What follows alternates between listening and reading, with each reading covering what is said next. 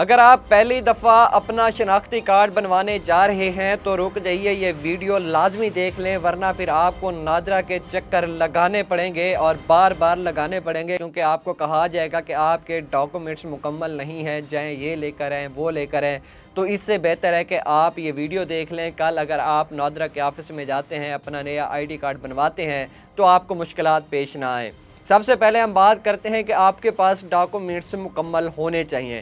اب ان ڈاکومنٹس میں بے تحاشا چیزیں شامل ہیں، جس طرح کہ آپ کے والدین میں سے، آپ کے بہن بھائیوں میں سے کسی کے ایک آئی ڈی کارڈ کا ہونا موجود ہے، تاکہ جب کہ آپ جائیں وہاں پر تب ویریفیکیشن کے حوالے سے آپ کو مشکلات پیش نہ ہوں۔ آپ کے والد صاحب زندہ ہیں تو ان کا آئی ڈی کارڈ ساتھ لے کر جائیں، اگر آپ کی والدہ زندہ ہیں تو ان کا آئی ڈی کارڈ ساتھ لے کر جائیں، اگر آپ کے بڑے بہن بھائی ہیں تو ان کا آئی ڈی کارڈ آپ ساتھ لے کر جا سکتے ہیں۔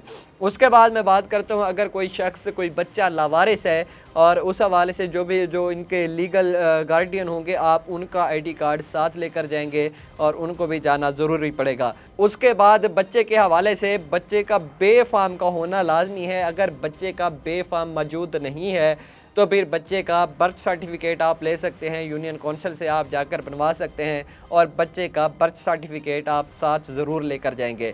پھر اس کے بعد جب اگر آپ کے پاس یہ ڈاکومنٹس مکمل ہوں تو آپ نے کرنا یوں ہے کہ آپ نے نادرا کے آفس چلے جانا ہے، سب سے پہلے ٹوکن لینا ہے۔ ٹوکن لینے کے بعد آپ کے جب باری آئے گی تو آپ کے بائیو میٹرک کی جائے گی۔ بائیو میٹرک میں یاد رکھیے گا کہ والدین میں سے کسی ایک کی تصدیق ہونا وہاں پر ضروری ہوگا۔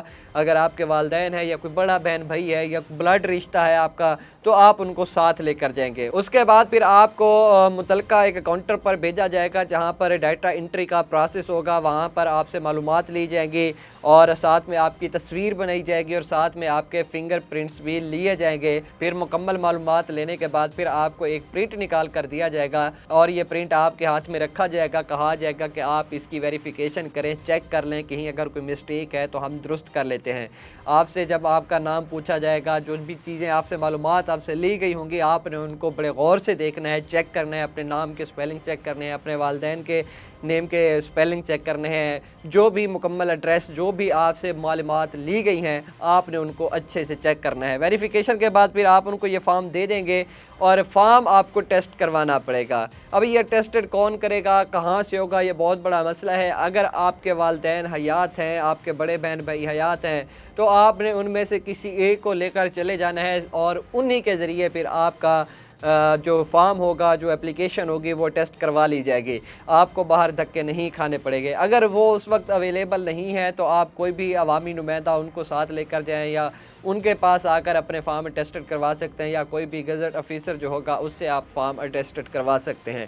پھر اگر کوئی بچہ لاوارث ہے، اس حوالے سے پھر عوام کو مشکلات پیش آتی ہیں تو وہ کوئی بھی عوامی نمائندہ اس کو ٹیسٹ کر سکتا ہے، اس کے فارم کو کوئی بھی گزٹڈ آفیسر جو ہے وہ بھی فارم کو ٹیسٹڈ کر سکتا ہے، اور اس کے لیے ایک گواہ کا ہونا لازمی ہے۔ جس جگہ پر وہ بچہ رہتا ہے ان میں سے کوئی ایک بندہ وہاں پر چلا جائے، اس محلے کا، اس علاقے کا، اس ایریے کا، جی ہاں میں گواہی دیتا ہوں یہ بچہ اس جگہ پر رہتا ہے، اور پھر آپ کا فارم ٹیسٹڈ ہو جائے گا اور آپ اس کو جمع کروا دیں گے۔ جیسے ہی آپ یہ فارم جمع کروائیں گے تو آپ سے پیمنٹ کے بارے میں کہا جائے گا۔ آپ پیمنٹ کسی بھی اپنے بینک اپلیکیشن کے تھرو بھی کر سکتے ہیں، اور یہ پیمنٹ آپ وہاں پر بائی کیش بھی کر سکتے ہیں، جو طریقہ کار آپ کو مناسب لگے آپ نے کرنی ہے۔ اس میں پیمنٹ کے پروسیس میں 3 کیٹیگریز ہوتی ہیں۔ ایک ہوتی ہے ایگزیکٹو، جو کہ آپ کو 7 دن بعد آپ کا آئی ڈی کارڈ بنا کر دیا جائے گا اور اس حوالے سے آپ کو 2500 فیس ادا کرنا پڑے گی۔